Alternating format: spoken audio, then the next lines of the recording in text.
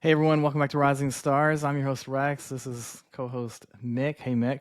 On Friday, we had the confirmation hearing, Senate confirmation hearing for the nominee to be the new director of CMS, Dr. Oz. Today's Monday. We want to break that down as quickly as possible. One of the most influential, roles inside the agency, obviously inside the federal government, impacting us and our jobs over the next few years. So to help us break that down, we have none other than Ryann Hill, who has been on this show before. We are huge fans, and I'll let her reintroduce herself real quick before we get in. But Ryann, thanks so much for coming back. And for anyone who didn't catch your other episode, maybe give them 20 seconds on who you are. Yeah, absolutely. First of all, thank you so much for having me back. This is one of my favorite podcasts to do because I get to nerd out about one of my favorite topics, which is Medicare Advantage and Medicare Advantage payment policy. So I am Ryann Hill. I'm the founder and CEO of Indigo Hill Strategies. We are a boutique government affairs, public policy, and lobbying firm based here in Washington, D.C. Our focus is healthcare, aging, and disability, but I spent the vast majority of my career working on Medicare Advantage issues in-house for 2 different MA plans. And so last time I was here was in November, Rex and Mick, is that right? Was it November, December? Something like that. I think it was November. Yeah. And one of the things I said, for those of you who did not catch that last episode, was that Medicare Advantage would be one of the biggest winners in health policy following Trump's victory. And after the confirmation hearing of Dr. Oz last Friday, I think that generally rings true to this day. I think that there's a lot more to be seen, but I'm really looking forward to diving into all the things that Dr. Oz said on that hearing last Friday. Me too. It was so interesting to watch, and the interaction between him and the Senate. And I haven't seen a ton of these, but it wasn't necessarily what I expected at all. So really? Yeah, at least I saw much of RFK's. This didn't feel like that one. What was different than what you were expecting, Rex? I think I didn't expect it to be so smooth. You know, Dr. Oz and Ryan, we'll let you kind of give a broad overview here in a second, but Dr. Oz, and I don't know how normal this is, Ryan. I assume it's pretty normal for a nominee to come in, be in front of this whole group of senators. Clearly, like every time a senator started asking him questions, said, I enjoyed our talk, when you came to my office. Like Dr. Oz visited every single person in that room. Well, he said, except Bernie Sanders, who he said, but I've had Senator Sanders on my show. And he called Senator Sanders in the elevator, I think he said as well. He in the elevator. And they're friends because he's had him on his show. So clearly he's such a charming guy, such a good communicator, very charismatic. Made it a point to visit with every person in that room before this hearing. And I guess question number 1, is that normal, Ryan? So that it's very normal. It's not required, right? I think that now in this, with the Senate, with the Republican majority in the Senate being such a tight majority, we'll see every single one of Trump's nominees go before every single member of the committee that they have in the confirmation hearing before, but also they'll try to meet with as many of the people who they may need to convince to support them as possible, regardless of their status on the committee. We saw the same thing with RFK Jr. He met with every single senator that would have him. And I say that would have him importantly because there are some, as we just mentioned with Bernie Sanders, who they just don't even engage from a Democratic perspective. They don't even engage with the nominee for political reasons, right? But so it's very common. And I will say that, I agree. I thought that the hearing was very smooth. It was one of the smoothest I've seen, I think, in some time, apart from perhaps Marco Rubio, who's Oversecretary of State, simply because he was in the Senate for so long and made really good bipartisan friendships with a lot of the senators. So it was very smooth. Dr. Oz was poised, prepared. You could really tell that he took his introduction meetings with these senators very, very seriously and did his homework. There were some times where I think there was Senator Tim Scott of South Carolina who mentioned sickle cell. Tim Scott is a champion for sickle cell disease, and Dr. Oz mentioned, according to Tim Scott, unprompted, the importance of addressing issues with sickle cell disease. So you can tell overall that Dr. Oz was very prepared going into these introduction meetings, and that preparation really, really showed during the confirmation hearing. Yeah, and it was obvious which senators are the Democratic versus Republican, the way they're asking the questions. Most of them were pretty not easy with him. They asked hard questions. But it didn't feel abrasive like some of these have in the past to me, outside of like Senator, is it Hassan or Hassan Yeah, out of Hassan, Maggie Hassan out of Hassan. New Hampshire? Hmm. But like literally said, I'm concerned that we're gonna place a snake oil salesman Hmm. in the role of head of the biggest insurer in the world or something like that, right? So we're gonna have a lot of power and a lot of influence in Yeah. really raising the point that his show made a lot of money by promoting products that weren't proven, right, all for profit. So definitely lots of concerns, and they all voiced their concerns really well, I felt like, and he handled them all really well. Yeah, So he handled them very well. he was pretty convincing that he's gonna do the right thing. And I was impressed that he did answer. He avoided a lot of questions, but he did answer some questions that I didn't even think he would answer with a clear yes or no. Yeah, same. I was still impressed, or Yeah, surprised. I fully agree with that. I think, there were a couple times where, Republicans gave a lot of softball questions, right? I think because we see that they're lockstep with the administration and they're really focused on getting President Trump's nominees through. We saw a couple of times where Democrats tried to have the political gotcha moments, right? But I think to your point, Dr. Oz really finessed his way around those questions very skillfully. To your point about Senator Maggie Hassan, she asked a few specific questions about some of the products that Dr. Oz would talk about on his show many years ago. And he would say, listen, based on the information I had then, this is what I thought. And I didn't personally make money on that. The show did. Right. And so there were a lot of times when you could tell that he and his team, we call them typically Sherpas. The Sherpas are the folks who are appointed by the administration to take, the nominees around to committee, to the staff, et cetera, and to help them navigate potential questions that are going to come from the senators from both sides of the aisle. And I think the Sherpas did a really good job helping to prepare him. But also Dr. Oz, he's a TV show host, right? Like he's very well prepared. He knows how to make people feel special and important. And you could really see that camaraderie. And I think even amongst the Democrats, right, you saw a level of respect.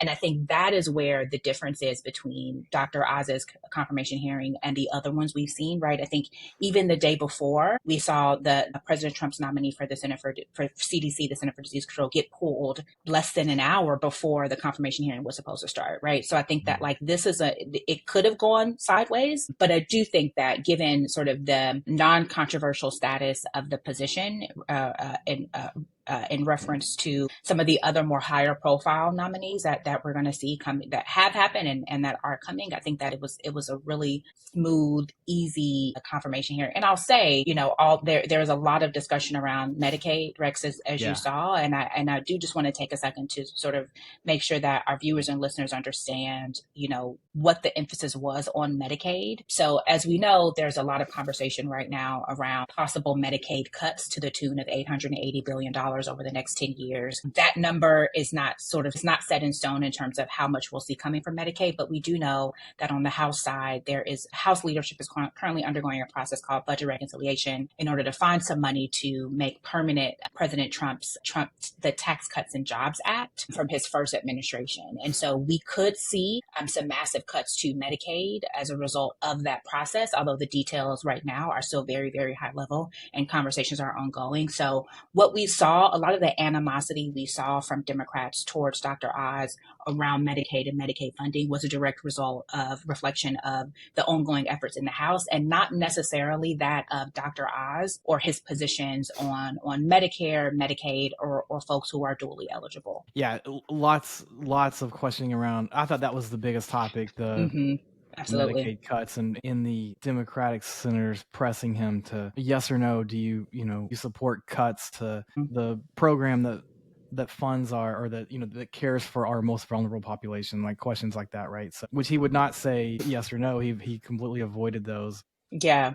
And also, Rex, just to point out, he has very little jurisdiction over that, right? So like, as CMS administrator, yes, he is technically in charge of the Center for Medicaid and CHIP, right? But he is not going to be in control of the funding, right? And if Congress is the appropriator, Congress has the purse, right? If Congress decides to open or close their purse, there's very little that Dr. Oz can do to change that trajectory. So I think that Dr. Oz did a really good job of sort of just reinforcing what his position would be if he were to be, confirmed to lead CMS. But but there's very little that he can do. He'll just have to take whatever funding Congress gives him and execute from there. So one question related to that, and Senator Warren talked about a lot of senators talked about Medicare Advantage upcoding. That was I think that was the second biggest topic behind Medicaid cuts.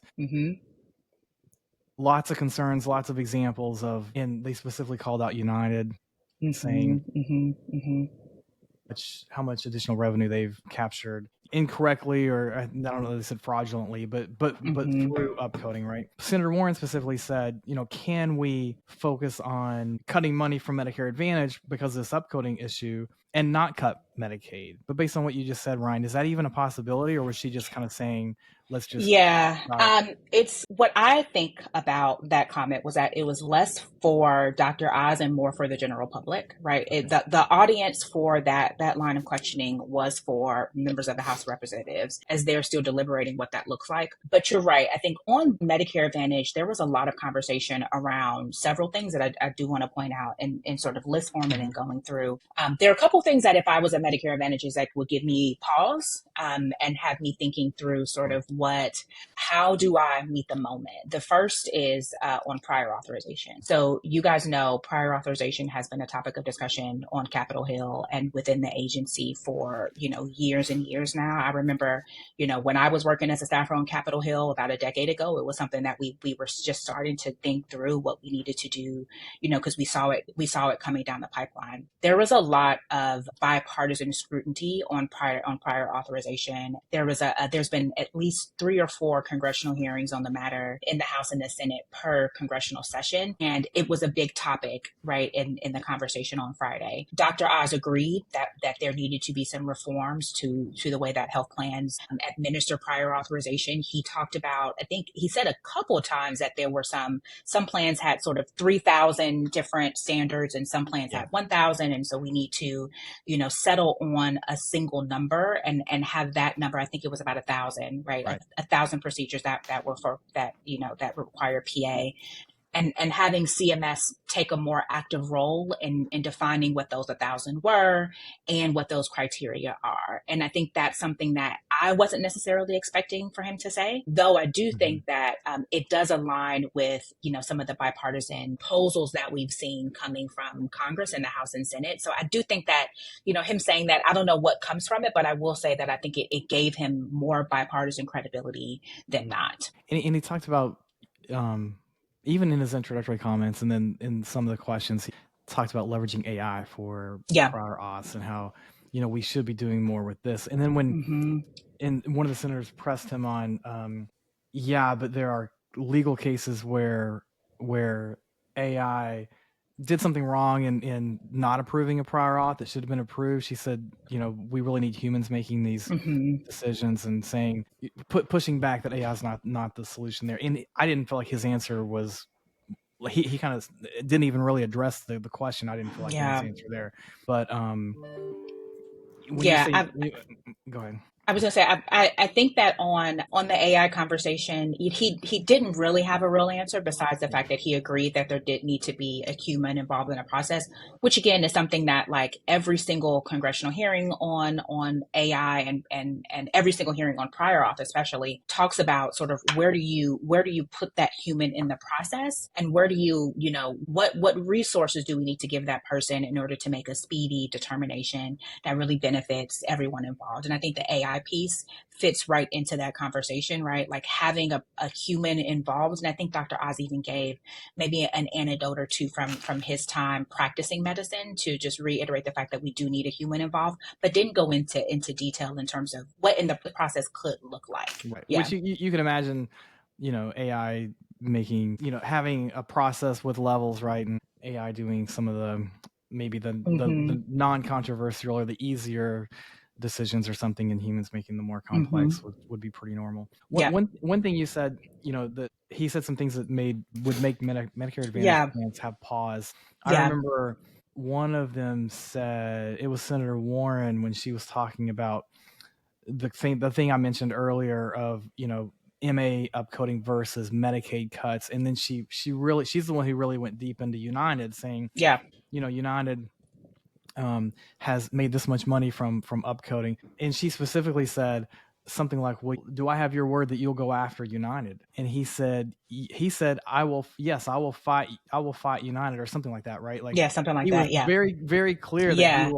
he will go after the MA plans. Now, they were talking upcoding, so it's hard to maybe not say you would, but I would, if I'm an MA plan, I would still be, a little concerned about the directness there. But should I be? Is that? I mean, I don't know that it's necessarily concerned about upcoding in general in terms of like, different plans being targeted. But I will say that the concern should be on, the fact that Dr. Oz agreed that upcoding was one of the reasons why Medicare Advantage costs more than fee-for-service. And he also mentioned in the same conversation that upcoding allows insurers to divert resources away from high-risk patients. That second piece, the diversion of resources, that's what I would sort of be like, okay, right? Because what that tells me is that he may be willing to look closer with a fine-tooth comb at how Medicare Advantage plans are utilizing resources and the connection that resources have to upcoding. I will also say that in terms of resources, he also talked about we need to look at how Medicare Advantage plans use some of the money that they have to incentivize people to come to enroll into onto their plan, and saying that, we as in CMS should consider reimbursing the American people to ensure that Medicare Advantage plans don't cost more than fee-for-service. And I bring that up in connection to the upcoding conversation because I think the through line there is really addressing the cost of Medicare Advantage versus the cost of fee-for-service. And those of us who are in health insurance know full well, right, that Medicare Advantage, the cost of Medicare Advantage is directly tied to value, right? And so Medicare Advantage often sees some of the sickest and the lowest income members compared to fee-for-service. Mm-hmm. And so the benefits that Medicare Advantage provide often go well above and beyond what we see in fee-for-service. So what I would be concerned about is this sort of mismatch in language when it comes to the actual cost versus the value. So do you see like increased oversight, increased regulations that come in to help manage some of this? I don't know, Mick. And the reason I say that is because I think there's so much happening right now, I think, in the administration, in the federal government. I don't know that this takes precedent. I don't know. I think that it could be, right? But I would give it maybe like a 40-60 chance, 60 that we don't see a lot coming from this. And I will also say that, with the administration, when Dr. Oz is confirmed, the CMS org chart is still, it still needs to be fleshed out a little bit, right? And I think that what doesn't help, the achieving of some of these priorities, which I think I talked about in the first podcast I did, are these reductions in force, which back in November, we didn't really have a strong understanding of what decreasing the size of the federal government could look like. I think now we have a much better picture, right? We do know that, HHS has sent out reduction in force options to about 80,000 staff, right? Offering them about $25,000 to leave.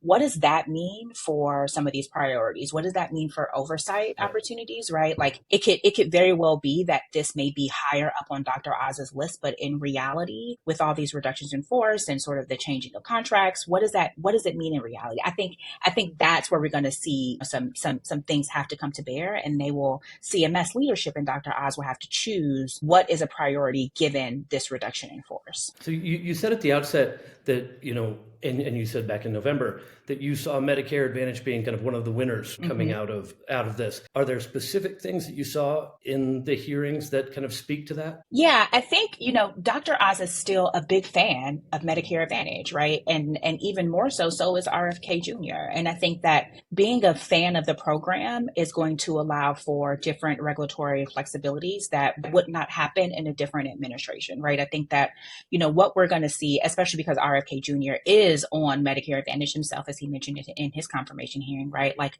I think there's a connection to the program.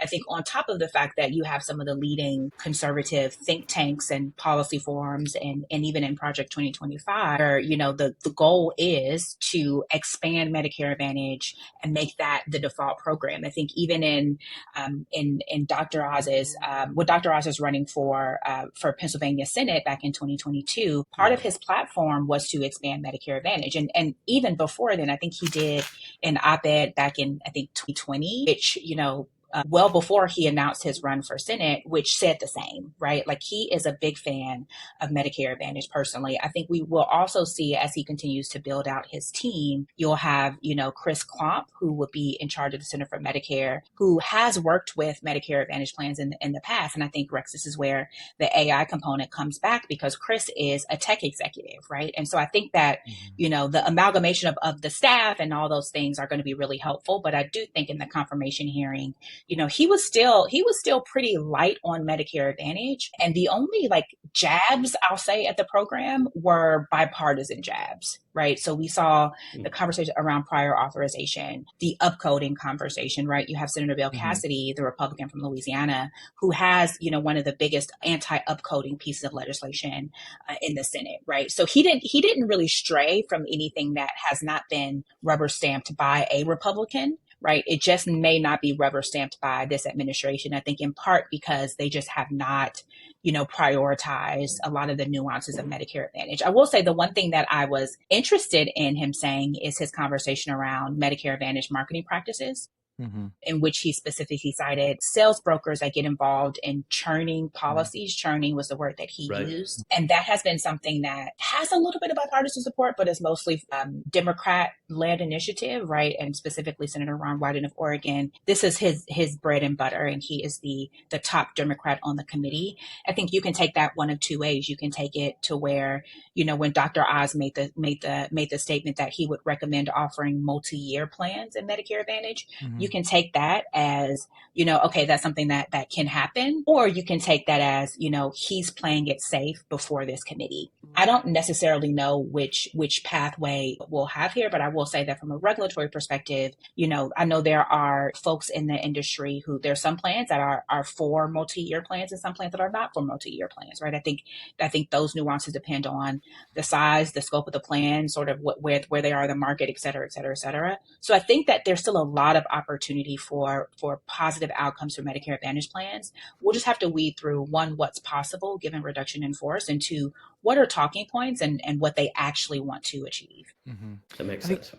One of the things that you mentioned earlier, like the layoffs, right, the voluntary layoffs, and the sort of the disruption inside basically every agency inside the federal government, thanks to DOGE, right, which I'm sure let's get into that in a second. But I have to think the federal government's not a fun place to work right now, right? There's so much disruption, so much instability. There's so much disruption, right? Correct. Entire departments are getting eliminated with no notice, right? So, but and there was some talk about not that, but there was some talk about the importance of organizational engagement and getting feedback from people that are 5-6 levels down in the organization, more the frontline people, which Dr. Oz seems like he's totally on board with, because he is so charismatic and so relational, which I just don't know how, and I don't want to assume it's not genuine, but you don't know, right? Yeah. But the point I'm making is, if I'm an employee in the federal government right now, I think I would feel better working at CMS if he gets confirmed, because I feel like he's somebody a lot of people are going to want to follow, right? And he's going to make the energy of the place much more positive, I think. I mean, I don't know that for sure because I don't know him personally, but if he definitely puts off that impression, right? As opposed to other people who are called in to lead and just they're making big cuts. And I can tell you, like, I would never work for Elon, right? But it's a different kind of energy, right? Like, I think if there's obviously some silver linings here and some bright spots with Dr. Oz, and I think one of them is maybe the culture he helps kind of rebuild within CMS, a place that's decimated right now. And I fully agree with that, right? I think that, I think that the instability that we've seen in the federal workforce, I think is often, we set DOGE aside for a second, I'll come right back to DOGE, is the fact that, you have a lot of acting people in these roles, right? And without having a confirmed person in the role, things just feel so topsy-turvy, right? I have friends who are all across CMS, all across HHS, all across multiple agencies. And I will say that things start to settle down in terms of sort of the sort of the whiplash that a lot of these federal employees are feeling when they get a confirmed person to head the office. So to pick back up on DOGE, right? I think that, what we saw from Russ Voigt, who is I think he's head over at OMB, Office of Management and Budget, or OPM, the professional management. Anyway, personnel management. Russ Voigt is one of the architects of Project 2025. And he said in his confirmation hearing that part of his goal is to traumatize the federal workforce. And he also said on record that he wants to make the federal workers not want to come into work. And so we've seen that through every single agency. Every time we see, these reductions in force, we see the termination of all these probationary employees, even if they've gotten promoted and therefore they reclassified as probationary because of that promotion, right? And then now the court cases, the judges sort of reversing it. I think there is a level of whiplash that a lot of federal employees are really suffering through, and it's making it hard to do their job. That said, I do agree with you on Dr. Oz. I think that he seems to be, and again, I don't know him personally either, but he seems to be a very relational person. He seems to be someone who is really invested in healthcare, right? He's a physician who worked and cared for a lot of people who were chronically ill and dealing it was a heart surgeon, I think that's what he was, right? So he's done a lot, he's seen a lot. And I do think that regardless of politics, the federal employees who remain at CMS are going to, really be able to take a deep breath when he is officially confirmed and heads down either to the Humphrey building, which is now apparently for sale by Doge in DC, or the building in Woodlawn, which is the actual CMS headquarters. It feels, if you look at RFK Jr., and I didn't know, I saw like I knew his whole career either or know him personally, but it just felt so different in his confirmation hearing. But what I was going to say is his, and maybe it's his social media team, I don't know, right? But everything I see from him on LinkedIn, because I started following him in the of course I follow the HHS office, but there are tons of posts of him engaging with people, right inside and outside. I mean, partners and vendors and companies, and it seems like it looks like he's building engagement internally, and it looks more. Of course, it's social media. I know there's a spin on it, obviously, right? But are you hearing anything that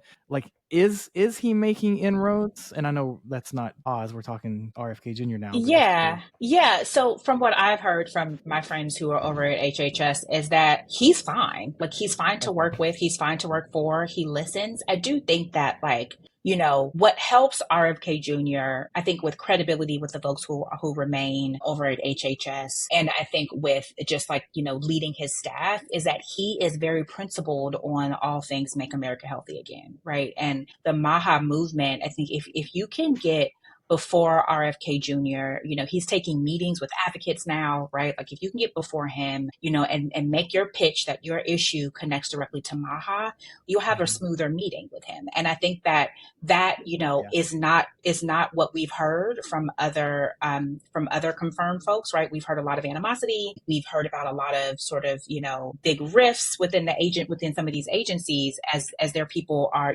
I think about DOD and FBI, right? Like you've heard a lot of these sort of really antagonistic, landings for some of the confirmed people. We haven't heard the same thing from RFK Jr. And I think what really serves RFK Jr. well and will serve Dr. Oz well is the people who are some of their top advisors are known entities within the agency, right? Like for example, the folks who are going to be top advisors for Dr. Oz are people who have worked at CMS before.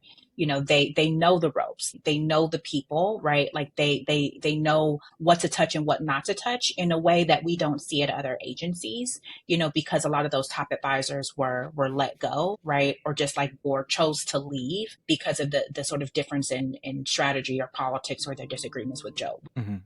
Yeah, I keep trying to put my finger on why do I feel so much better about this confirmation hearing than I did with RFK Jr.'s? I keep thinking, I think RFK Jr. got caught in several mistruths, right, in his hearing. And I have a hard time with trust is so important to me, right? So if I feel like I can't trust somebody to tell the truth, it's hard for me to have, they just kind of lose credibility. Obviously they lose credibility because I cannot trust them, right? That's the way I still feel with RFK Jr., to be honest, because he didn't skate around. He just outright lied and got caught with a quote that he'd actually made. That was not the case with Dr. Oz, right? Dr. Oz didn't answer everything. He definitely skirted around questions, but he never got caught, at least. And he never really said a mistruth like that. He never denied something that he'd done or anything like that. And I was telling somebody earlier, and Mick, you were in the meeting, where I felt like it was, and Ryan, maybe you're not old enough to remember this, but Oliver North, right? Like I was picturing Oliver North like this really respected guy who, was on trial, and if he didn't want to answer the question, he would say, not to my knowledge, or right. He had these like baked answers, and he said them a lot, but he didn't necessarily lose any credibility, at least in my memory, because he didn't outright lie. He just kind of skirted around, and that was more of what Dr. Oz did. Like, I have more respect for somebody who will obviously kind of not answer the question directly, but is not lying, right? And I think that's a big reason why I feel so much better about this nominee than I do the HHS nominee. And I think you make an excellent point. I think that what helped that feeling, Rex, and I'm sure there are hundreds of thousands of people who feel the same way that you do across the country.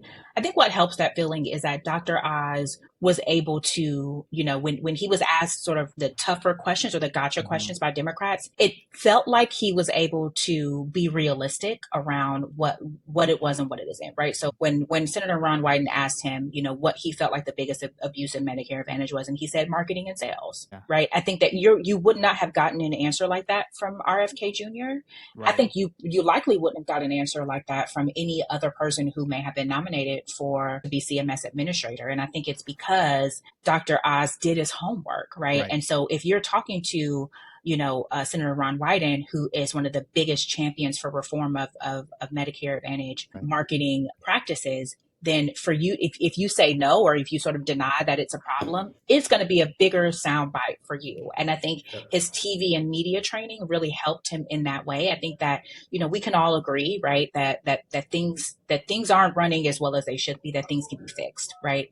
I think what we disagree on, and this is sort of the political R&D, what we disagree on is what needs to be fixed and how to fix it. And I think that one thing that Dr. Oz did was acknowledge the problems, right? I think that how he plans to solve them, or if he plans to solve them, we'll have to see what happens with that. But I think it was his acknowledgement of the problem. And I think also on RFK, I think the vaccination issue was a really, really big deal for the Senate, right? And I think that what we've seen, and it was going to be incredibly volatile, sort of, from the moment that RFK Jr. was nominated, we expected a lot of volatility. And I also think that volatility overshadowed anything to do with Dr. Oz, right? Like, I think we got the Dr. Oz nomination maybe a week or so after we got the RFK nomination. So it was in short order. People have just not been focusing on the dirt around Dr. Oz. I think the day before the hearing, Senator Ron Wyden, who is, like I said, the top Democrat on the Finance Committee, he released a report that said that Dr. Oz had not been paying his full Medicare taxes or Social Security taxes, right? I think in a normal world, maybe 10 years ago, 15 years ago, that would have been a bombshell enough to have that nomination withdrawn. But it was a blip. And I think because of all of the drama around RFK, because of the drama the day before around the CDC nominee who got pulled, and I heard that the CDC nominee, he found out that he was no longer the nominee as he was walking into the Senate Finance hearing. Wow. Oh, wow. It happened, yeah. Wow. Yeah, so there's been a lot of drama, and I think that it really benefits Dr. Oz because he's been able to stay under the radar. Yeah. I was actually just about to ask you about the Medicare taxes, because and the question was going to be like, are there any sticking points? Is there any reason why he won't be confirmed? Because the only things that really came out were that he doesn't pay, for the last few years he hasn't paid Medicare or Social Security taxes, and I think it's a few $100,000 in taxes, right? And then his, like I said, like Senator Warren around, hey, look, you're a snake oil salesman, you're pushing these things that aren't proven. Like, how can we trust that you're not going to do that when you have this huge influential, like, there weren't a lot of, I didn't feel like there was any senator saying that. No, Wyden was like, hey, I'm concerned about this. I'm concerned that, that you're going to do this or that. But I didn't feel like anything was, I'm not voting for you, right? No. There was none of that. And what we've seen, right, is that, like, to be confirmed, we only need Republican votes, right? Exactly, and so, like, the Republicans are going to vote for him. That's all RFK got, right?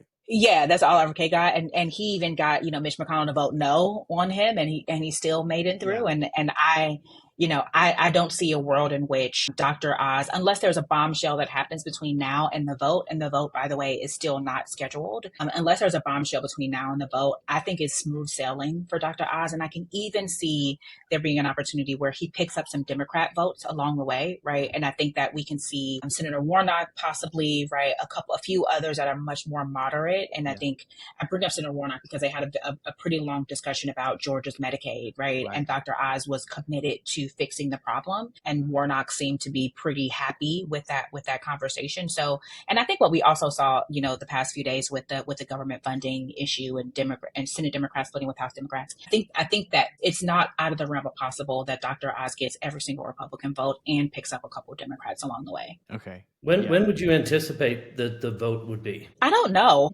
It could be this week. It could be next week. I don't necessarily know if there are any parameters that would delay the vote, right? If there are any special rules. I think what we've seen the past couple of times is that, the Senate likes to vote on multiple people at once. And so it could be that we're just waiting for maybe one or two more hearings. Okay. It could be a number of things, but within the next few weeks, I'd say. Now, I will say, while we wait on the confirmation vote, right, we do have some of the deputies over at CMS who are already in place or should be in place soon, right? So we know that in terms of the CMS org chart, we have the gentleman who I think his name is Drew Snyder, if that's correct. Yeah, Drew Snyder of Mississippi, who is at the helm of the Center for Medicaid and CHIP. He was announced along with several other people who were going to flesh out Dr. Oz's team, I think back in like January or late December or something like that. So we're starting to see those folks sort of come over, and those are the people who do not have to be confirmed. I will say that Chris Klopp, who's going to be the head of the Center for Medicare, has not yet been put in the position, and I don't quite know what the holdup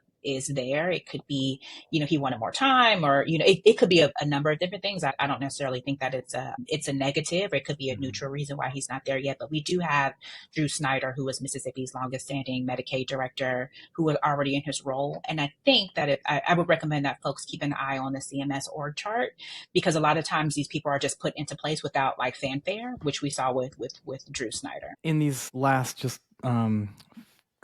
few minutes, maybe if we zoom out a little before we let you go, Ryan, and we probably have a couple of questions, but one I'll start with this. So we're here in mid-March, right? So we had a proposed rule drop right before the Biden administration ended, right? In December. We expect final rule late March, early April.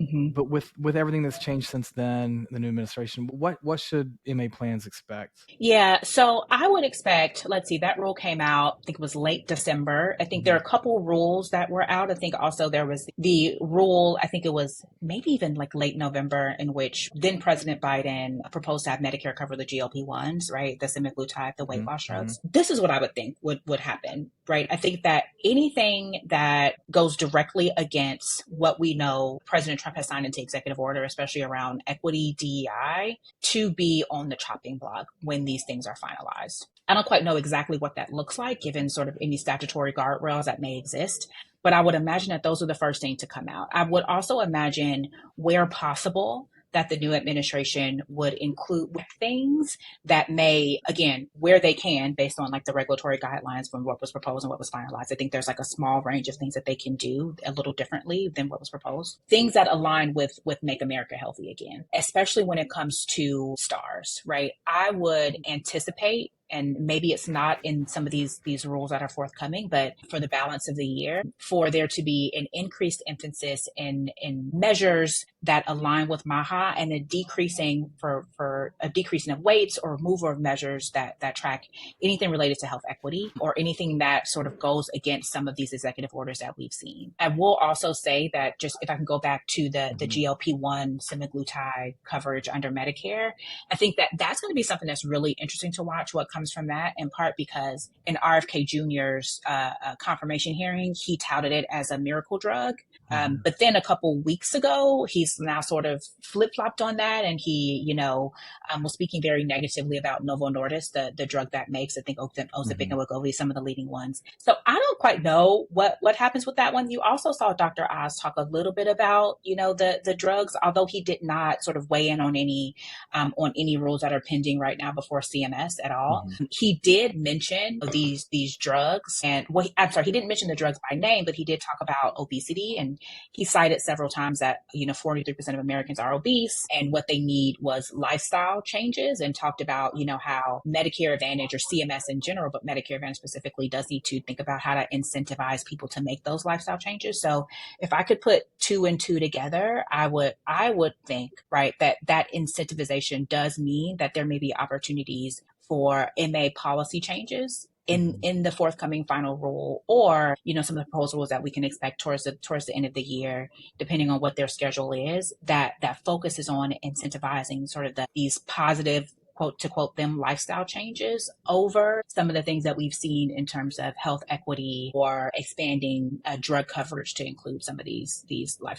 Super helpful. Anything else? Any other questions, Mick or Ryan? Anything we've missed, or anything else you want to mention? Yeah, I do also want to mention there's a new rule out of CMS that really seeks to decrease public comments on certain federal health rules. It's unprecedented, and it looks like as of right now, the rule would target activities related to agency management, personnel, public contracts, things of that nature. I think we're still trying to figure out how this is implemented. I don't necessarily think that it'll be a big impact to the STARS program if we get really, really specific there. But I do think that it's something that we need to be mindful of and watchful of in terms of how this new rule reducing comment opportunities is enforced. I did hear that there may be some judicial action taken against CMS, because I think there's some conversations around, well, we need to sort of make sure that the public can comment on these rules. But so there's a lot happening right now in this space, and I would watch it closely. I think that is really important for plans and to be able to provide feedback. But again, we just don't know how big this thing is going to get, and I'm still trying to figure out some more information on that. But just wanted to make sure that was on people's radars as well. Yeah, I totally agree. I when I first saw it, I thought they were saying that they were removing the comment period for all regulations, all new kind of rulemaking. But then, several conversations have convinced me, no, it's what you just said. It's not necessarily going to impact the STARS. Yeah. However, I think, and you make a great point, like we still need to watch it, because I think what it does, and what a lot of the new decisions and policies that are being rolled out right now seem to be doing, is removing all the checks and balances, right? So, I mean, that's obviously a big concern in a democratic government, right, where we don't have checks and balances. So, agree that we need to watch that, and not necessarily think just because it doesn't impact STARS, it's okay, right? Right, because it also governs just according to the very technical language there, grants, benefits, or contracts. And again, we still don't quite know what that means, what the full scope is. But to your point, I think that we're seeing this sort of type of action across a lot of different agencies, in which there's a removal of accountability to the general public in a way that we have not seen before. And I think, with everything that's happening in Medicare Advantage in terms of growth and benefit changes and sort of, we just need to make sure that we are at the table and not on the menu. And I think that we do that by, it's a very common DC phrase. That's good. I like that. Yeah, if you're not at the table, you're on the menu, right? And so we need to make sure that we're able to lend our voice to these things, because you just never know what could happen. And what we don't want is for other folks who are able to come to DC and get in front of these people to establish things that are harmful to us and the people that we serve. Yeah. Yeah. So actually, one more quick one, just going back to November. So Ryan, I asked you a question in November, and I remember being really impressed and surprised by your answer. And I think the question was something along the lines of, is there a world where we could see reward factor coming back in and HEI going out? And I think your initial thought, and I hope that I'm correct in my memory here, was that there could be that world, that still existed. So based on, we've gone through, 4 or 5 months since that period. Have you seen anything that like, how would you answer that question today? Any differently than before? No, I would answer the exact same, and Mick, your memory is very well, because I do remember saying that. I would answer the same, and I think it's in part because now we know more about how the administration wants to treat all things related to equity. Mm-hmm. And I do think that when Dr. Oz and RFK Jr. are talking about incentivizing healthier lifestyles, right? I do think you couple that with the regulatory authority to do so, right? We could very well see, bringing back the reward factor, decreasing the HEI, removing it altogether. It just depends on the timing of it and what they're allowed to do. I do think that CMS and, MA regulatory policy is incredibly complicated, right? As you guys know very well. And a lot of times folks come in and they don't realize how complicated it is, right? Or what the authority to do so. I do think though that with what we've seen in terms of, the past few weeks with the administration just, deciding not to follow orders from judges I think that could be something to consider as well. I think that we've been, talking about, well, they have to do this step, this step, this step, this step. And I think the question that we're asking all the time now is, well, do they? Do they have to do, is the process that we follow that we expect, right? Is the display measure process, is any of this, something that we're leaning too heavily on protocol in an administration where we know that they don't care about protocol anymore? Mm-hmm. And so I think that's the wild card, is what are they willing to do that goes against stated protocol, be it in statute or not? Because now we know that they, they'll sort of, they get a ruling from a judge and they just still do what they were initially planning to do. I think the question is that going to impact MA policy? Maybe. Why not?